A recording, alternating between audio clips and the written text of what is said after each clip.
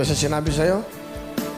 Umamin nung bandang huli na sabi niya kung magkakasala ba ako sa'yo, matatanggap mo pa ako ulit. Siyempre para sa akin masakit. Tinanong niya yung kung sakali o nagkasala na siya. Yun ang tanong ko. Sabi ko, bakit nagkasala ka na ba? Sabi niya, hindi na siya sumagot. Tapos yun na, yung umamin na siya na may karelasyon na siya.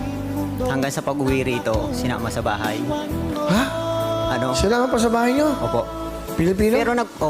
Pero nagpaalam po siya sa akin na baka pwedeng isama ko dyan. Kasi nga, hihiramin daw yung bunso namin. Pumayag po ako. Pumayag ka? Para sa mga bata, gusto nila makita eh. Gusto nila makita yung anak ko. Masakit kasi nakakapanghinayang.